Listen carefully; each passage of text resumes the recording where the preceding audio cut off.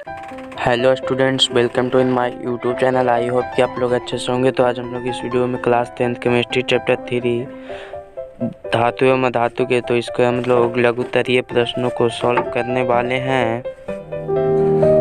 तो यहाँ पे पहला नंबर क्वेश्चन जो कर रहा है कि धातु एवं अधातु में एक अंतर बनता है। तो आइए यहाँ पे इसका आंसर देखते हैं। तो यहाँ पे एक तरफ धातु और एक तरफ अधातु लिख लेंगे। तो लिखेंगे कि धातु में पहला अंतर कि धातुओं में एक विशेष प्रकार की चमक होती है, जबकि अधातुओं में ऐसी कोई भी चमक नहीं होती है। दूसरा अंतर हो जाएगा कि धातुएं विद्युत धनात्मक होती है, जबकि अधातुएं प्राय विद्युत ऋणात्मक होती है। तो आप लोग समझ गए होंगे। तो चलते हैं अब दूसरे नंबर क्वेश्चन की ओर। तो दूसरा नंबर क्वेश्चन है कि धातुएं विद्युत की सुचालक क्यों होती है। तो आइए यहाँ पे इसका आंसर देखते हैं। तो इसका आंसर हो जाएगा कि धातुओं के विद्युत का सुचालक होने का कारण यह है कि इनके परमाणुओं में मुक्त इलेक्ट्रॉन रहते हैं, जो एक स्थान से दूसरे स्थान तक जा सकते हैं, इनकी संचालन करते हैं। यानी कि जो ये धातुओं के इलेक्ट्रॉन होते हैं वो एक स्थान से दूसरे स्थान तक जा सकते हैं, तभी तो धातुओं के जो कि विद्युत की सुचालक होते हैं, यानी कि जिससे विद्युत धारा का चालन करती है। तो चलते हैं अब 3 नंबर क्वेश्चन की ओर। 3 नंबर क्वेश्चन की धातुओं की तन्यता और अगाध्यवर्ता से आप क्या समझते हैं। तो आइए यहाँ पे इसका आंसर देखते हैं। तो लिखेंगे कि धातुएं तन्य होती है, इन्हें खींचकर इनसे तार बनाए जाते हैं। धातुएं अगाध्यवर्तनीय होती है, इन्हें हथौड़ी से पीटकर इनकी चादरें बनाई जाती है। यानी कि समझ गए कि धातुएं की तन्यता उन्हें उसे खींचकर तार बनाया जाता है, और अगाध्यवर्तनीयता यानी कि उनसे पीटकर लंबा किया जाता है, यानी फैलाया जाता है। तो उसके बाद लिखेंगे कि धातुओं के अगाध्यवर्तनीय तथा तन्यता के गुणों के कारण ही इन्हें विभिन्न रूप देकर आवश्यकता की अनेक वस्तुएं बनाई जाती है। यानी कि इससे क्या समझते हैं कि इन्हें पीटकर या फैलाकर इनसे कई प्रकार की वस्तुएं बनाई जा सकती है। तो अब चलते हैं 4th नंबर क्वेश्चन की ओर। चौथा नंबर क्वेश्चन जो कह रहा है कि द्विधर्मी ऑक्साइड क्या है। तो आइए यहाँ पे इसका आंसर देखते हैं।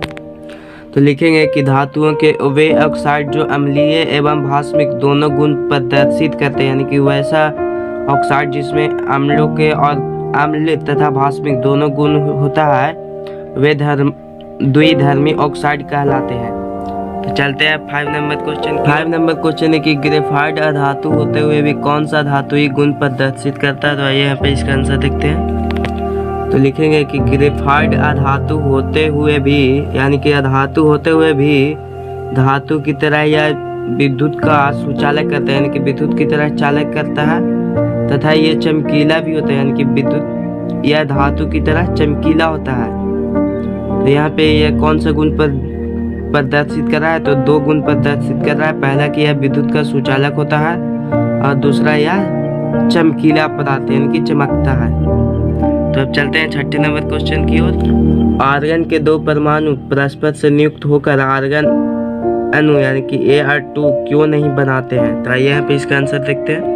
तो यहाँ पे लिखेंगे कि हम जानते हैं कि सभी परमाणु अपना अष्टक पूर्ण करने के लिए दूसरे परमाणु के साथ इलेक्ट्रॉनों का आदान प्रदान या साझा करते हैं। यानी कि अपना अष्टक पूर्ण करने के लिए क्या करता है, इलेक्ट्रॉनों का आदान प्रदान, यानी कि इलेक्ट्रॉन या तो देता है या फिर लेता है या फिर उसके साथ साझा करता है। जबकि आर्गन परमाणु के बाह्यतम कक्षा में 8 इलेक्ट्रॉन होते हैं। कि उसके बाह्यतम कक्षा में कितने 8 इलेक्ट्रॉन होते हैं, जिससे इसका अष्टक पूर्ण हुआ रहता है। यानी कि इससे इसका अष्टक पूर्ण हो गया तो अब यह किससे अभिक्रिया नहीं करेगा। इसीलिए आर्गन के 2 परमाणु परस्पर संयुक्त होकर आर्गन अणु यानी कि Ar2 नहीं बनाते हैं। तो यहाँ पे आप लोग यह समझ गए होंगे। तो चलते हैं अब 7 नंबर क्वेश्चन। 7वां नंबर क्वेश्चन है कि परमाणु एवं आयन में क्या अंतर है। तो आइए यहाँ पे इसका आंसर देखते हैं। तो यहाँ पे एक तरफ परमाणु और दूसरे तरफ आयन लिख देंगे। तो लिखेंगे कि परमाणु विद्युता उदासीन होता है, यानी कि परमाणु क्या होता है, तो विद्युता उदासीन होता है, जबकि आयन पर धन आवेश या ऋण आवेश यानी कि प्लस चार्ज या माइनस चार्ज होता है। दूसरा अंतर लिखेंगे कि परमाणु के गुण उसके संयोजी सेल में उपस्थित इलेक्ट्रॉनों के कारण होता है। यानी कि परमाणु का जो गुण होता है वह किसी भी तत्व के परमाणु के बाह्यतम कक्षा में उपस्थित इलेक्ट्रॉन के कारण होता है, जबकि आयन के गुण उसके आवेश के कारण होता है, यानी कि प्लस या माइनस चार्ज के कारण आयन का गुण होता है। तीसरा लिखेंगे, तीसरा अंतर हो जाएगा कि परमाणु अस्थायी होते हैं यानी कि अस्थायी, यानी कि यह एक जगह से दूसरे जगह पर जा सकते हैं, जबकि आयन अस्थायी होते हैं यानी कि यह एक निश्चित जगह पर ही सीमित होता है। आयन सीमित होता है। आप लोग समझ गए होंगे। तो चलते हैं 8 नंबर क्वेश्चन की ओर। तो 8वां नंबर क्वेश्चन की सहसंयोजक बंधन कितने प्रकार के होते हैं और ये कैसे बनते हैं। तो आइए यहाँ पे इसका आंसर देखते हैं। तो लिखेंगे कि सहसंयोजक बंधन 3 प्रकार के होते हैं। पहला सहसंयोजक यानी कि एकल सहसंयोजक बंधन होता है पहला, दूसरा द्विक सहसंयोजक बंधन और तीसरा त्रिक सहसंयोजक बंधन। तो ये यहाँ पे देखते हैं कि एकल सहसंयोजक बंधन कैसे बनता है। तो जब दो परमाणुओं के बीच एक इलेक्ट्रॉनों के सिर्फ एक युग्म का साझा होता है, यानी कि सिर्फ एक एक इलेक्ट्रॉन का साझा होता है, तब उनके बीच एकल बंधन का बनता है, यानी कि एकल सहसंयोजक बंधन का निर्माण होता है। तो आइए यहाँ पे द्विक सहसंयोजक बंधन का देखते हैं कि जब संयोग करने वाले दोनों परमाणु दो दो इलेक्ट्रॉन का साझा करते हैं, यानी कि दो दो इलेक्ट्रॉन का साझा कर रहे हैं, तब उनके बीच द्विक सहसंयोजक बंधन बनता है, यानी कि तब द्विक सहसंयोजक बंधन बनता है। और यहाँ पे देखते हैं त्रिक सहसंयोजक बंधन कैसे बनता है। तो जब संयोग करने वाले दोनों परमाणु 3-3 इलेक्ट्रॉनों का साझा करते हैं, तब उनके बीच त्रिक सहसंयोजक बंधन बनता है। तो अब चलते हैं 9 नंबर क्वेश्चन की ओर। 9 नंबर क्वेश्चन की आप कैसे प्रमाणित करेंगे कि कार्बन टेट्राक्लोराइड विद्युत का कुचालक होता है। तो आइए यहाँ पे इसका आंसर देखते हैं। तो लिखेंगे कि कार्बन टेट्राक्लोराइड को इसको प्रमाणित यानी कि यह विद्युत का कुचालक है, इसे प्रमाणित करने के लिए हम कार्बन टेट्राक्लोराइड से होकर विद्युत धारा प्रवाहित करते हैं, यानी कि उसमें लाइन यानी कि फिक्स करते हैं। अगर बल्ब जलने लगा तो यह विद्युत का सुचालक है, यदि बल्ब नहीं जला तो यह विद्युत का कुचालक है, जिससे कि यह साबित हो जाएगा कि विद्युत का सुचालक ही कुचालक है। तो चलते हैं 10 नंबर क्वेश्चन। 10वां नंबर क्वेश्चन की सोडियम क्लोराइड जल में घुल जाता है किंतु कार्बन टेट्राक्लोराइड नहीं, क्यों। तो आइए यहाँ पे इसका आंसर देखते हैं। लिखेंगे क्योंकि जल के अणु सोडियम क्लोराइड के आयनिक यौगिकों में विद्यमान आयनों के साथ पारस्परिक क्रिया करते हैं, जिससे आयनों के बीच का आकर्षण बल कमजोर होकर टूट जाता है और आयन अलग अलग हो जाते हैं।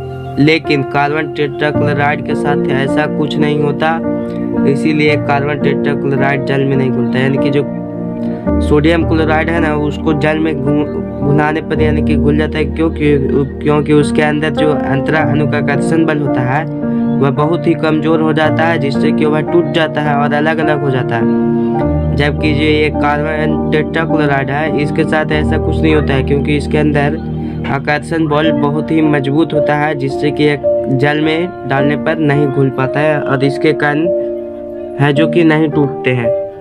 तो यहाँ पे आप लोग यह देख के लिख लेंगे। तो चलते हैं अब 11 नंबर क्वेश्चन की ओर। 11 नंबर क्वेश्चन है CH4 और CO2 की इलेक्ट्रॉनिक संरचना लिखें। तो आइए यहाँ पे इसका इलेक्ट्रॉनिक संरचना बनाते हैं। यहाँ पहले CH4 का बनाते हैं। तो पहला तत्व है कार्बन, जिसकी इलेक्ट्रॉनिक विन्यास 2 और 4 होगा। इसके परमाणु संख्या 6 होती है। और हाइड्रोजन, जिसका परमाणु संख्या 1 होता है, तो इसके इलेक्ट्रॉनिक विन्यास भी 1 हो जाएगा। तो यहाँ पे देखिए, यानी कि कार्बन के बाह्यतम कक्षा में 4 इलेक्ट्रॉन है, 1 2 3 और 4 इलेक्ट्रॉन है। तो जब ये यहाँ पे देखिए हाइड्रोजन है यहाँ पे, तो ये CH4 बनाने के लिए बोल रहा है। तो यहाँ पे हाइड्रोजन कितना लगेगा, 4 लगेगा। तो यहाँ पे देखिए, यहाँ पे CH4 बनेगा इस पर का। देखिए 1H हो गया, यानी कि किसका मान हो गया, H का यहाँ पे हो गया। फिर यहाँ पे दूसरा H का बनेगा और यहाँ पे तीसरा जो कि बनेगा H का, और ये चौथा H होगा। तो ये दोनों जब आपस में यहाँ पे एक एक इलेक्ट्रॉन का साझा कर लिया, यानी कि ये भी एक इलेक्ट्रॉन का साझा करेगा, ये भी अपना एक इलेक्ट्रॉन का साझा करेगा और ये भी एक इलेक्ट्रॉन का साझा करेगा। यहाँ पे चूंकि यह कार्बन भी अपना इलेक्ट्रॉन कहा कि हमको भी दो, तो यह भी एक इलेक्ट्रॉन हाइड्रोजन के से ले लेगा। तो यहाँ पे देखिए अब यहाँ पे सबका अष्टक पूर्ण हो गया, तो यहाँ पे बना दिया CH4।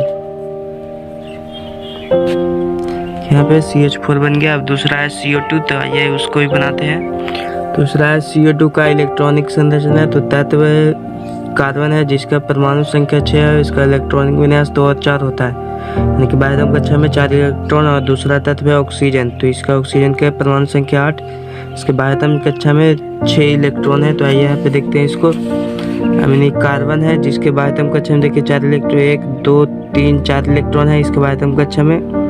तो यहाँ पे ये ऑक्सीजन है, देखिए यहाँ पे ये ऑक्सीजन है, यानी कि तो O2 यानी कि O2 को बोल रहा है यहाँ पे, तो O2 को बना देंगे। O जिसके बाह्यतम कक्षा में 6 इलेक्ट्रॉन है, तो ये यहाँ पे इसका 6 इलेक्ट्रॉन दे देते हैं पहले। तो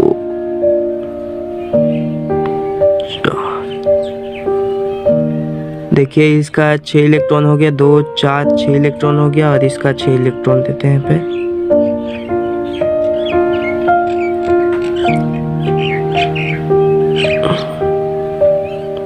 देखिए इस ऑक्सीजन के भी बाह्यतम कक्षा में 6 इलेक्ट्रॉन हो गया, तो जब ये साझा करेगा यानी कि आपस में, तो 2 इलेक्ट्रॉन का साझा कर रहा है यहाँ पे, इसको ले लिया। देखिए इसका अष्टक पूर्ण हो गया, 2 4 6 2 8, यानी कि इसका अष्टक पूर्ण हो गया।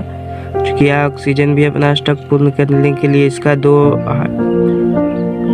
परमाणु को लेगा, तो यहाँ पे से ये देखिए ये अष्टक पूर्ण कर लिया। यहाँ पे देखिए 2 4 6 8, यानी कि इसका भी अष्टक पूर्ण हो गया। तो अब ये भी करेगा, ये भी अपना अष्टक पूर्ण कर लिया। तो ये किसका इलेक्ट्रॉनिक संरचना इस प्रकार बनेगा, CO2 का।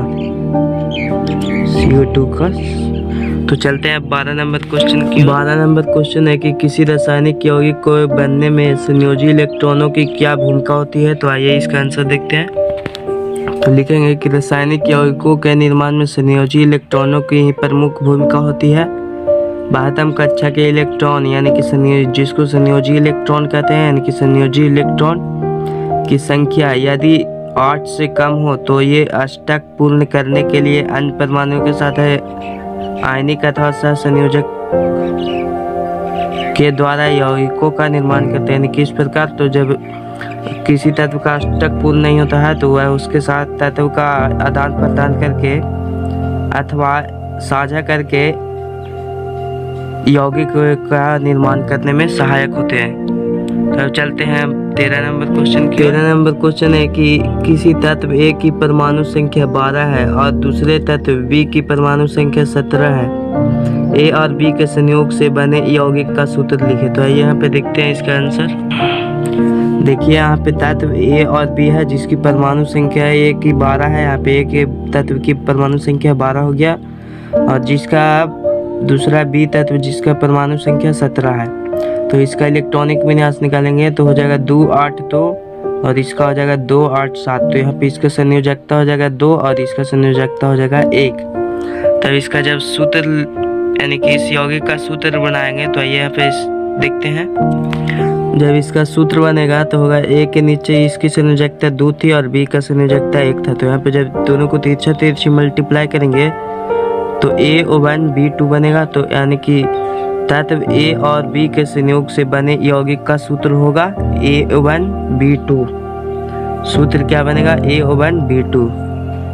तो चलते हैं आप 14 नंबर क्वेश्चन की ओर। 14 नंबर क्वेश्चन का ये है कि अमोनिया के अणु में कितने संयोजक बंधन है। तो आइए यहाँ पे इसका आंसर देखते हैं। तो इसका आंसर हो जाएगा एकल सहसंयोजक वाले 3 बंधन, एकल सहसंयोजक वाले 3 बंधन। चलते हैं B number question. B number question है कि सोडियम अणु कहना क्या सही है। तो आइए यहाँ पे देखते हैं। तो इसका आंसर हो जाएगा हाँ, सोडियम अणु कहना सही है। क्यों? क्योंकि ये अपना अष्टक पूर्ण कर लिए होते हैं, जबकि सोडियम परमाणु जिसका अष्टक पूर्ण नहीं होता है। अब चलते हैं 15 नंबर क्वेश्चन की ओर। निम्नलिखित पदार्थों में बंधन की प्रकृति पर प्रकाश डाले। तो पहला है जल, नाइट्रोजन अणु, मैग्नीशियम ऑक्साइड, कैल्शियम क्लोराइड। तो यहाँ पे सबको देखते हैं कि पहला है जो जल, तो यह हो जाएगा सहसंयोजक बंधन। दूसरा है नाइट्रोजन अणु, तो यह हो जाएगा सहसंयोजक बंधन। और तीसरा है मैग्नीशियम ऑक्साइड जो कि यह आयनिक बंधन है। और चौथा है कैल्शियम क्लोराइड यानी कि यह भी आयनिक बंधन है। तो अब चलते हैं 16 नंबर क्वेश्चन की ओर। 16 नंबर क्वेश्चन है कि तत्व W, X, Y और Z की परमाणु संख्या 7, 9, 10 और 11 है। तत्वों के निम्नांकित युग्मों से बने यौगिक का सूत्र लिखें और इनमें विद्यमान बंधन की प्रवृत्ति बताएं। पहला है W और X। तो आइए यहाँ पे इन सब का आंसर देखते हैं। तो सबसे पहले हम लोग एक चार्ट तैयार करेंगे जिसमें लिखेंगे तत्व परमाणु संख्या लिखेंगे। तो पहला तत्व है W जिसकी परमाणु संख्या 7 है। दूसरा तत्व है X जिसकी परमाणु संख्या 9 और तीसरा Y जिसकी परमाणु संख्या 10। चौथा तत्व है Z जिसकी परमाणु संख्या 11। तो इसके आधार पर हम लोग इस तत्व का इलेक्ट्रॉनिक विन्यास निकालेंगे। तो हो जाएगा 2, 5, इसका हो जाएगा 2 और 7 और इसका हो जाएगा 2, 8, इसका 2, 8, 1। तब इसके आधार पर हम लोग इसकी संयोजकता भी निकाल सकते हैं। तो W की संयोजकता 3, X वाले तत्व की संयोजकता 1 और Y तत्व की संयोजकता 0, Z तत्व की संयोजकता 1। तो आइए यहाँ पे अब इन सब का सूत्र बनाते हैं। पहला है W और X। तो यानी कि W की संयोजकता 3 था और X की संयोजकता 1। तो जब दोनों को तिरछा तिरछी मल्टीप्लाई करेंगे तो हो जाएगा W/X3 यहाँ पे सूत्र बनेगा। दूसरा तत्व है X और X। तो X की संयोजकता 1 है और ये इसकी भी संयोजकता 1 है। जब दोनों को तिरछा तिरछी मल्टीप्लाई करेंगे तो हो जाएगा X1 और X1। तीसरा है यहाँ पे W और Z। तो यानी कि जब इसको भी करेंगे तो W की संयोजकता 3 था और Z की संयोजकता 1। तो यहाँ पे तिरछा तिरछी मल्टीप्लाई करके इसका सूत्र बनाएंगे तो हो जाएगा W1Z3। और जो कि चौथा यहाँ पे बोल रहा है Y और Z। तो यहाँ पे देखिए Y और Z का संयोजकता ज्ञात करते हैं। तो यहाँ पे Y की संयोजकता 0 और Z की संयोजकता 1। यानी कि जब तिरछा तिरछी मल्टीप्लाई करेंगे तो हो जाएगा यानी कि काची। तो ये 0 यानी कि यह अभिक्रियाशील नहीं है। लिखेंगे इसमें कि यह अभिक्रियाशील नहीं है। आप लोग समझ गए होंगे। तो चलते हैं अब अगले क्वेश्चन नंबर की ओर। 17 नंबर क्वेश्चन है X और Y तत्वों के इलेक्ट्रॉनिक विन्यास निम्नलिखित है। कि ये है इसका X का इलेक्ट्रॉनिक विन्यास दिया हुआ है। तो अब X और Y के बीच बनने वाले बंधन की प्रकृति बताएं। तो आइए यहाँ पे देखते हैं। देखिए यहाँ पे पहला तत्व है X और दूसरा तत्व है Y जिसकी इलेक्ट्रॉनिक विन्यास यानी कि 2 और 6 है। और इसका Y का इलेक्ट्रॉनिक विन्यास 2, 8, 8, 2। तो यानी कि इसके आधार पर हम लोग इसका संयोजकता निकालेंगे। तो हो जाएगा X वाले तत्व की संयोजकता 2 और Y वाले तत्व की भी संयोजकता 2। तो जब इन दोनों से सूत्र बनाएंगे यानी कि सूत्र बनेगा तो हो जाएगा यानी कि X की संयोजकता 2 और Y की संयोजकता 2। जब दोनों को तिरछा तिरछी मल्टीप्लाई करेंगे तो हो जाएगा X2/2। ये कौन सा सूत्र बनेगा? तो X2 और Y2। आप लोग समझ गए होंगे। तो चलते हैं अब 18 नंबर क्वेश्चन। 18 नंबर क्वेश्चन है कि एक धातु A जिसकी परमाणु संख्या 19 क्लोरीन के साथ अभिक्रिया करने पर सफेद ठोस क्लोराइड बनाता है। चित्र की सहायता से एक अभिक्रिया के पूर्व और पश्चात इलेक्ट्रॉनिक विन्यास दिखाएं। तो आइए यहाँ पे इसका देखते हैं कि पहला तत्व A है यानी कि जिसकी परमाणु संख्या 19। तो यहाँ पे देखिए 19 है। और दूसरा तत्व क्लोरीन के साथ अभिक्रिया कर रहा है। तो यहाँ पे क्लोरीन का परमाणु संख्या 17 होता है। और A तत्व यानी कि जिसकी परमाणु संख्या 19 पोटेशियम का होता है। तो इसके आधार पर इसका इलेक्ट्रॉनिक विन्यास ज्ञात करेंगे। तो पोटेशियम का इलेक्ट्रॉनिक विन्यास हो जाएगा 2, 8, 8, 1 यानी कि 19 आएगा। और क्लोरीन जिसका 2, 8, 7 होगा इलेक्ट्रॉनिक विन्यास। तो ये यहाँ पे इसके पूर्व के अभिक्रिया के पूर्व जो इससे बनेगा इसका इलेक्ट्रॉनिक विन्यास वो देखते हैं चित्र की सहायता से।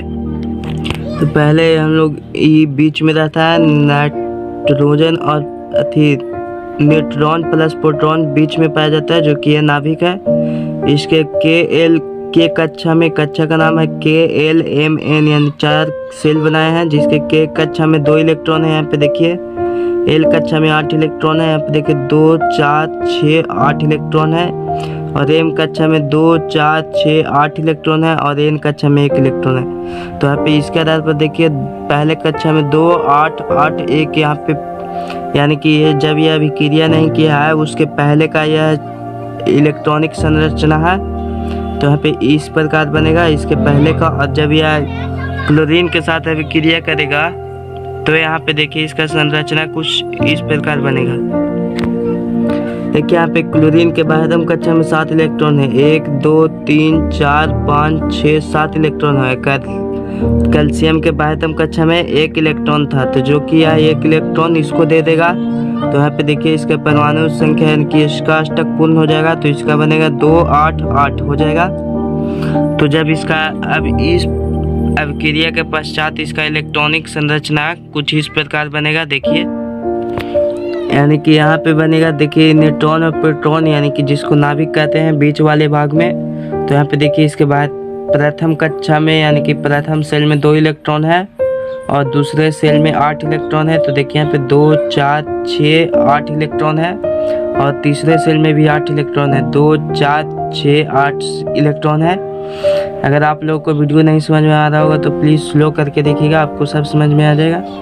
या फिर नहीं समझ में आ रहा है तो प्लीज़ कमेंट कीजिएगा, मैं आप लोगों को फिर से इस वीडियो का बताऊंगा। आप लोग समझ गए होंगे। तो चलते हैं अगले क्वेश्चन की ओर। 19 नंबर क्वेश्चन है कि एक परमाणु ए दूसरे परमाणु बी को 2 इलेक्ट्रॉन प्रदान कर एक यौगिक बनाता है। तो ए की संयोजकता बी और अंतिम कक्षा में इलेक्ट्रॉनों की संख्या बताइए। तो आइए यहाँ पे देखते हैं। तो लिखेंगे कि माना कि ए तत्व की परमाणु संख्या 12 है और बी तत्व की परमाणु संख्या 16 है, लेकिन हमको कोई तत्व नहीं पता था, जबकि यह पता था कि यह 2 इलेक्ट्रॉन प्रदान करता है, तो यहाँ पे एक यौगिक बनाता। तो यहाँ पे देखते हैं, यानी कि तो माना परमाणु संख्या 12 किसका होता है, मैग्नीशियम का, और परमाणु संख्या 16 होता है सल्फर का। तो इसका इलेक्ट्रॉनिक विन्यास निकालेंगे 2, 8, 2 और इसका जगह 2, 8, 6। तो अब यहाँ पे देखिए, यहाँ पे इसके बाह्यतम कक्षा में सल्फर के बाह्यतम कक्षा में 6 इलेक्ट्रॉन है। देखिए यहाँ पे 2, 4, 6 इलेक्ट्रॉन है। और यहाँ पे मैग्नीशियम जो कि जिसके पास 2 इलेक्ट्रॉन है, तो 1, 2। यहाँ पे क्वेश्चन में दिया था कि ए दूसरे बी परमाणु बी को 2 इलेक्ट्रॉन दे रहा है, यानी कि ये परमाणु ए है जो कि बी को 2 इलेक्ट्रॉन दे रहा है, यानी कि ये है जो 2 इलेक्ट्रॉन इसको दे दिया। तो यहाँ पे देखिए इसका अष्टक पूर्ण हो गया। तो इसके बाद सब बच्चा देखिए यहाँ पे 2, 8, 8 हो गया और इसका 2, 8 हो, यानी कि जो 2 इलेक्ट्रॉन है वो इसको 2 इलेक्ट्रॉन दे दिया। तो यहाँ पे देखिए इसका 2, 8 बचा सिर्फ, और इसका हो गया 2, 8, 8, यानी कि 6, 2, 8 यहाँ पे हो गया। और जब या फिर यानी कि तत्व ए की संयोजकता कितनी हो जाएगी फिर, यानी कि इसके संयोजकता 0 हो जाएगा। और तत्व बी की अंतिम कक्षा में इलेक्ट्रॉनों की संख्या 8, यानी कि इसकी बाह्यतम कक्षा में 8 इलेक्ट्रॉन हो जाएंगे। देखिए यहाँ पे इसके बाह्यतम कक्षा में 8 इलेक्ट्रॉन है। आप लोग समझ गए होंगे। तो चलते हैं अब हम लोग 20 नंबर क्वेश्चन की ओर।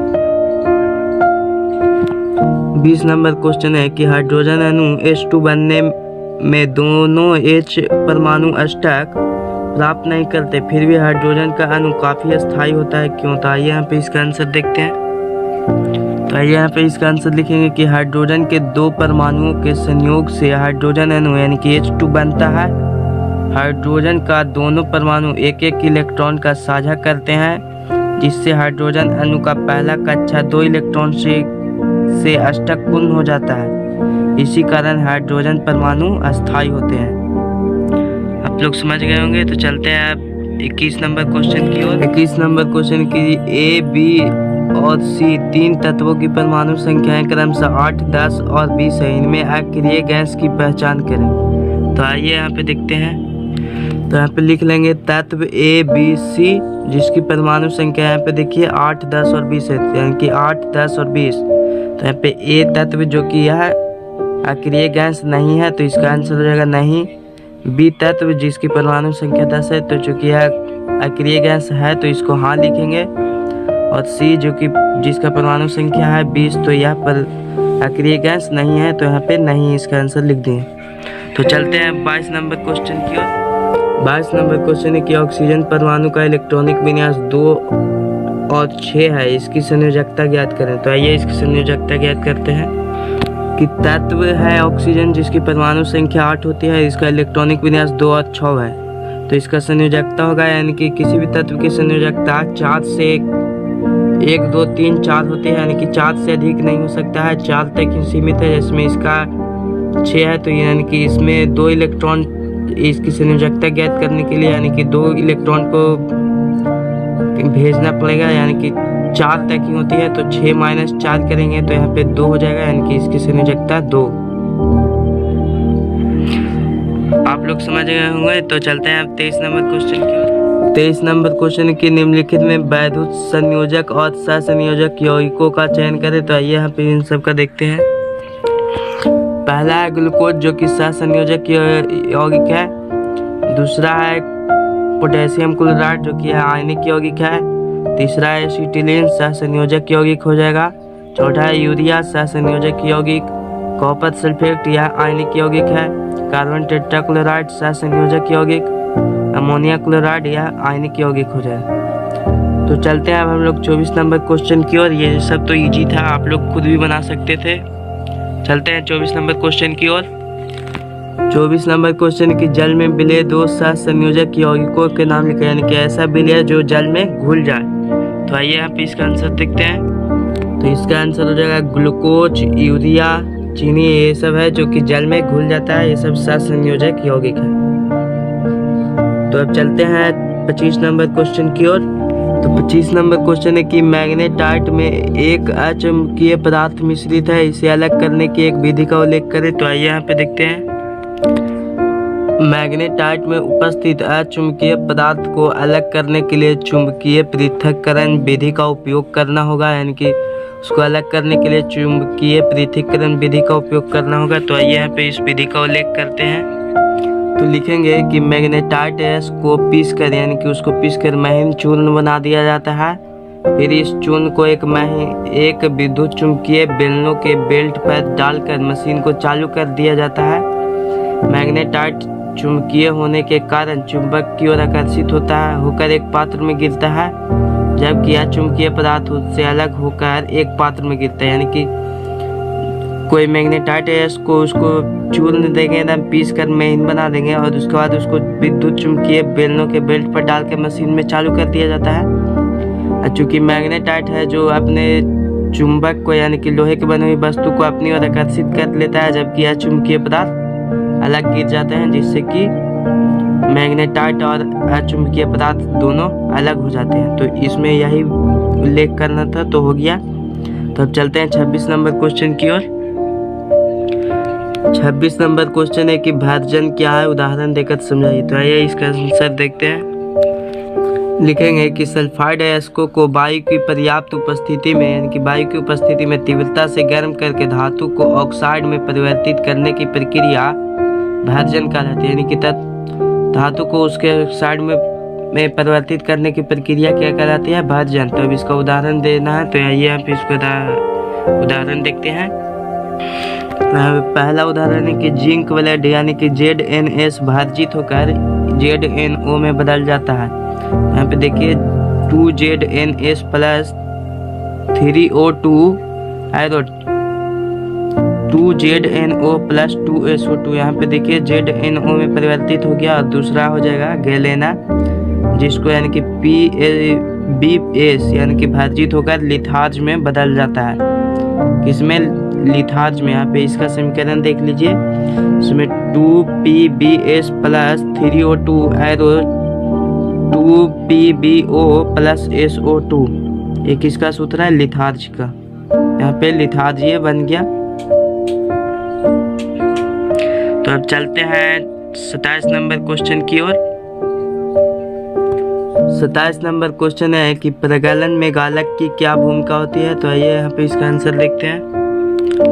27 नंबर क्वेश्चन का आंसर हो जाएगा कि प्रगलन में गालक की ही प्रमुख भूमिका होती है कि गालक पदार्थ को निस्तापित या भर्जित यस्क एवं कोक के साथ मिश्रित कर मिश्रण को गर्म किया जाता है, जिससे प्रगलन में उपस्थित अगलनीय अपद्रव्य दूर हो जाते हैं। तो यहाँ पे इसका आंसर हो गया। तो चलते हैं 28 नंबर क्वेश्चन की ओर। अगर आप लोगों को इस वीडियो में और भी कुछ ज़्यादा जानने के लिए तो प्लीज़ कमेंट कर दीजिएगा, आप लोगों को और भी वीडियो का नोटिफिकेशन मिल जाएगा। तो चलिए 28 नंबर क्वेश्चन की ओर चलते हैं। 28 नंबर क्वेश्चन है कि सोडियम को केरोसिन में क्यों डुबा कर रखा जाता है। तो आइए इसका आंसर देखते हैं। देखेंगे कि चूंकि सोडियम ऑक्सीजन के साथ ही इतनी तीव्र रूप से अभिक्रिया करती है कि इन्हें वायु में खुला छोड़ देने पर ये तुरंत जल उठते हैं। यानी कि सोडियम को केरोसिन में डुबा कर इसलिए रखा जाता है ताकि जैसे ही वायु के संपर्क में आता है ना, वह तुरंत जलने लगता है। इसी कारण सोडियम को केरोसिन में डुबा कर रखा जाता है ताकि कोई दुर्घटना ना हो। अगर सोडियम को केरोसिन में डुबा कर नहीं रखेंगे तो ये वायु के संपर्क में जैसे ही आएगा यह जलने लगता है, जिससे कि कोई भी दुर्घटना हो सकती है। इसीलिए सोडियम को केरोसिन में डालकर रखा जाता है। तो चलते हैं 29 नंबर क्वेश्चन की ओर। 29 नंबर क्वेश्चन है कि धातुओं के संचालन से क्या समझते हैं। तो आइए इसका आंसर देखते हैं। तो लिखेंगे धातु की सतह पर वायु के ऑक्सीजन, कार्बन डाइऑक्साइड, जलवाष्प, सल्फर डाइऑक्साइड, हाइड्रोजन सल्फाइड आदि की अभिक्रिया के फलस्वरूप धातु का क्षय धातु का संचालन कहलाता है। धातु का संचालन कहलाता है। आप लोग समझ गए होंगे। तो चलते हैं अब 30 नंबर क्वेश्चन की ओर। यहाँ पे क्वेश्चन है कि धातुओं के शोधन की एक विधि का वर्णन करें। यहाँ की एक विधि का वर्णन करना है। तो आइए यहाँ पे इसका आंसर देखते हैं। शोधन में दो विधियाँ अपनाई जाती है। पहला गाल्वनिक पृथक्करण विधि, दूसरा वैद्युत अपघटन द्वारा शोधन। तो आइए यहाँ पे एक विधि का उल्लेख करते हैं। यानी कि एक विधि का उल्लेख करने के लिए तो यहाँ पे गाल्वनिक पृथक्करण विधि का उल्लेख करते हैं। तो यहाँ पे लिखेंगे कि इस विधि के द्वारा कम द्रव्यनांक वाली धातुएं जैसे में टीन, लेड को उच्च द्रव्यनांक वाली धातुओं से अलग किया जाता है। इस विधि में एक ढालुई भट्ठी का इस्तेमाल किया जाता है। इस भट्ठी का ताप धातु के द्रव्यनांक से थोड़ा अधिक रखा जाता है। अशुद्ध धातु को भट्ठी के सिरे पर रखते हैं। धातु द्रवित होकर भट्ठी के नीचे ले भाग की ओर बहने लगती है, किंतु अद्रवणशील अपद्रव्य पीछे ही छूट जाते हैं। आप लोग समझ गए होंगे कि कैसे यह होता है। यानी कि इसका यह विधि है ना, जो कि एक ढालुई भट्ठी का इस्तेमाल करके किया जाता है। और इस भट्ठी का ताप जो इतना पर रखा जाता है कि धातु गल जाए, और अशुद्ध धातु है जो भट्ठी में के सिरे में रखा जाता है, और धातु है जो गल जाता है द्रव्यनांक से, यानी कि गर्म होकर और नीचे की ओर बहने लगता है। जबकि अद्रवणशील द्रव्य होता है जो कि पीछे ही रह जाता है। तो अब चलते हैं अगले क्वेश्चन की ओर। आप लोग समझ गए होंगे या फिर लिख ले सकते हैं इसका आंसर। चलते हैं आगे। 31 नंबर क्वेश्चन है कि मिश्र धातु क्या है। किन्हीं दो मिश्र धातुओं के नाम और उपयोग लिखें। तो आइए इसका आंसर देखते हैं। लिखेंगे कि दो या दो से अधिक धातुओं अथवा एक धातु एवं एक धातु का समांग मिश्रण मिश्र धातु कहलाता है। तो यहाँ पे दो धातुओं मिश्र धातुओं के नाम हो तो उसका उपयोग लिखना है। तो यहाँ पे लिखते हैं। लिखेंगे पहला मिश्र धातु हो जाएगा पीतल, जो कि इसका उपयोग किया जाता है तो बर्तन बनाने में। नलिया एवं कारतूत यानी कि जो गन उन बनता है वो इसी से बनता है, यानी कि गन का गोली। दूसरा सोल्डर यानी कि धातुओं एवं विद्युत तारों को जोड़ने में, यानी कि जिसको सोल्डर बोलते हैं, जिसमें कहीं पे तार टूट जाता है तो इसी का उपयोग किया जाता है जोड़ने में। तो अब चलते हैं 32 नंबर क्वेश्चन की ओर। 32 नंबर क्वेश्चन है कि लोहा एवं तांबा के दो अयस्कों के नाम लिखे। तो आइए यहाँ पे इसका आंसर लिखते हैं। लोहा एवं तांबा के दो अयस्क के नाम। तो यहाँ पे देखिए लोहा और तांबा। तो लोहा का अयस्क हो जाएगा हेमेटाइट और ऑक्साइड अयस्क, हेमेटाइट अयस्क और दूसरा ऑक्साइड अयस्क। और दूसरा यहाँ पे तांबा का अयस्क हो जाएगा जिसमें कॉपर पायराइटस और दूसरा मैलेकाइट हो जाएगा इसका अयस्क। यानी कि कॉपर इन दोनों तांबा है जो कि इन दोनों चीज़ों से प्राप्त होता है, और लोहा प्राप्त होता है हेमेटाइट, और दूसरा ऑक्साइड अयस्क से। तो अब चलते हैं 33 नंबर क्वेश्चन की ओर। 33 नंबर क्वेश्चन है कि धातु कर्म किसे कहते हैं। तो आइए इसका आंसर देखते हैं। लिखेंगे कि अयस्कों से धातुओं के निष्कर्षण एवं उनके शोधन की प्रक्रिया धातु कर्म कहलाती है। कि अयस्कों से धातुओं के निष्कर्षण एवं उनके शोधन की प्रक्रिया धातु कर्म कहलाती है। तो अब चलते हैं 34 नंबर क्वेश्चन की ओर। 34 नंबर क्वेश्चन है कि सोडियम धातु के निष्कर्षण का सिद्धांत लिखे। तो आइए यहाँ पे इसका आंसर देखते हैं। यानी कि बताना है कि सोडियम धातु कैसे प्राप्त होता है। तो लिखेंगे वे धातुएं जिनकी क्रियाशीलता श्रेणी के ऊपरी भाग में है वे काफी क्रियाशील होते हैं। ये मुक्त अवस्था में नहीं पाए जाते हैं। इन्हें द्रवित अयस्क का वैद्युत अपघटन करके निष्कर्षित किया जाता है। यानी कि वैद्युत अपघटन करके प्राप्त किया जाता है। तो इसका विधि लिखते हैं कि सोडियम धातु द्रवित सोडियम क्लोराइड यानी कि NaCl का वैद्युत अपघटन करके प्राप्त किया जाता है। किसको? तो सोडियम क्लोराइड यानी कि NaCl का वैद्युत अपघटन करने पर प्राप्त होता है। वैद्युत अपघटन की क्रिया में कैथोड धातु आयनों को इलेक्ट्रॉन प्रदान करता है, प्रदान कर इन्हें धातु में परिवर्तित कर देता है। जिसमें यहाँ पे देखिए 2NaCl यह द्रवित ऑक्साइड है, यहाँ पे 2Na+ यानी कि प्लस है, और ये 2Cl यानी कि माइनस। तो यहाँ पे देखिए यहाँ पे सोडियम धातु बन के प्राप्त हो गया। तो चलते हैं अब अगले क्वेश्चन की ओर। क्वेश्चन है कि किसी औरत ने अपने गंदे एवं पुराने सोने को आभूषणों के स्वच्छ एवं चमकीले बनाने के लिए एक स्वर्णकार को दिया। यानी कि उसको दिया कि यह गंदा है पुराना है तो इसको साफ कर दो। तो स्वर्णकार ने यानी कि जो सोनार था उसने आभूषण को एक द्रव में डालकर उन्हें चमकीला बना दिया, उसको साफ कर दिया। किंतु उन आभूषणों का भार पहले से कम हो गया। क्या आप बताएंगे कि वह कौन सा द्रव था? ऐसा क्यों? यानी कि जब सोनार ने उसको चमकीला बना दिया है किसी द्रव में डालकर, तो उस सोने का जो वजन था वह उसमें कमी आ गया। तो ऐसा बताना है क्यों हुआ। तो आइए इसका आंसर देखते हैं। तो लिखेंगे यहाँ पर कि स्वर्णकार ने उन आभूषणों को जिस द्रव में डाला वह द्रव एक्वारेजिया था। किस द्रव में डाला है सोनार ने? एक्वारेजिया में, जो कि सांद्र HCl एवं HNO3 का मिश्रण होता है। एक्वारेजिया जो कि HCl तथा HNO3 का मिश्रण होता है। इसके आयतन के विचार से 3 भाग HCl का और 1 भाग HNO3 यानी कि 3 भाग HCl का होता है और 1 भाग HNO3 का होता है, जिससे कि एक्वारेजिया का निर्माण होता है। उसके बाद लिखेंगे